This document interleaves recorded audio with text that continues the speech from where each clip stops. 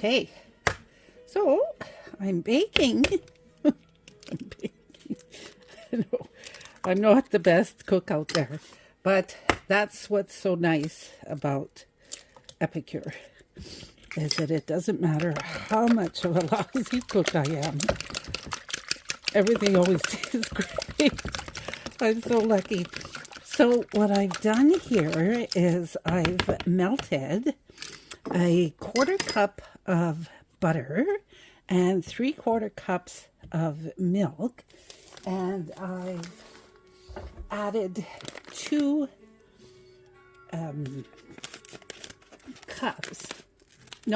eggs, sorry. And now I'm going to put in some of Epicure's cheddar jalapeno or jalapeno, whatever you want to call it. I personally like jalapeno because it makes me kind of laugh. Anyways, I'm just putting in a wee bit at a time because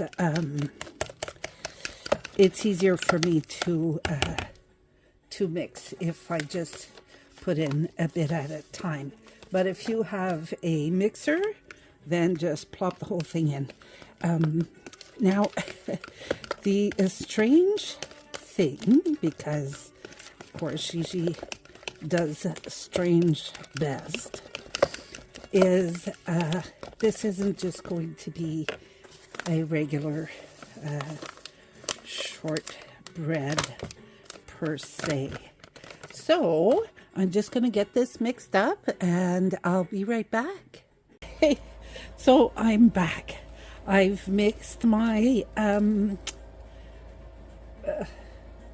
cheddar jalapeno cornbread, and I've done like our friend Sandra has suggested, and I did let it rest. Now, I don't know if you remember the ribs that I made in the crock pot the other day with Epicure's cha-cha chili. Well, these ribs were to die for. I had to pull myself away not to eat the entire pot of ribs, rack of ribs. So what I've done is there were a few left. I've separated them from the bone and I've cut them up with my nifty little scissors, and I put them in here with the sauce. Now I'm going to pour. I've greased the top of the pan with some Crisco. Now I'm going to go ahead and pour my cornbread mixture on top. So this is going to be like an upside down cornbread, if I could say that. I don't know what else to call it. Anyways, it's either going to be fantastic or a flop. But even if it's a flop, it's still going to taste great because the cornbread's delicious and these ribs were to die for. So here I go. I'm just going to lightly pour it. Now these ribs I've just taken out of the fridge, so they're not hot. They're still gelatinous, so the cornbread will sit on top of the rib mixture for now. And then once it starts to cook up, well, hopefully it'll turn into cornbread and not just one big pile of mush. Now, I don't usually preheat my oven. I do, but not all the time. So today I did preheat it. So I'm popping this in. Here's the cornbread ingredients. And fingers crossed, everybody. Let's hope this works out. See you in a bit. Oh, OMG. Oh my gosh. I can't believe it. Oh, look at that. Comes out nice and clean. So that means our cornbread is cooked with our cha-cha chili ribs sitting in the bottom. Look at this. So listen, if you have cha-cha chili, if you have, oh my God, I think it's endless what you can put in the bottom of this. Like if you have some of that meatball mixture with some sauce, if you have some easy peasy bolognese, I mean, it's endless, right? It's whatever you want. It goes with cornbread. And I mean, my mom used to make cornbread when we were kids, from scratch, of course. And she used to put a can of corn niblets. So I will try it next time with some frozen corn niblets. I'm not too big on canned products, but the frozen corn will be great.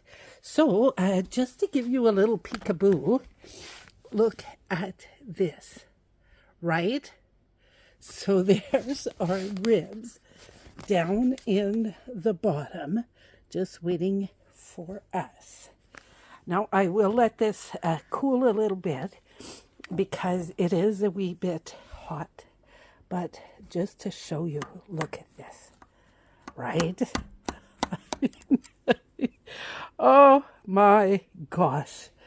So I will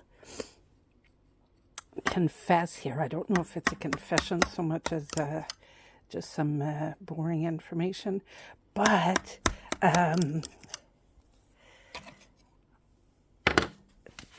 I just experiment. That's all I do. So I think you should do the same. Just have fun in the kitchen, because even if it doesn't turn out the exact way that you wanted, it will turn out. And it'll be delicious. So give it a whirl. Thanks so much for coming. I'm just going to go get a plate and I'm going to plate this up. Be right back. Okay, fingers crossed. Look at that. Delicious cornbread. Can you see this? I hope I'm in the picture. Oh my gosh. So listen, if you want to make this ahead of time, because you're going camping or sugar shacking or whatever, then go ahead. Make it ahead of time. Put a tin foil on top, or if you can cover it with this one, I'm lucky, has a plastic cover I can put on. Bring it with you, and then all you have to do is warm it up when you get there, or serve it cooled, not cold, because your ribs will gelatinize. But serve it cool. Look at this. Wow. And you know what? I completely forgot to put cheddar in my recipe for the cornbread. It does call for cheddar, and I completely forgot. So if you put cheddar, this will be to die for. Although it already is, as far as I'm concerned. So here it is. Leftover ribs with some cheddar jalapeno cornbread on top. Cooked in the oven, ready to devour. Thanks so much for stopping by. Bye now.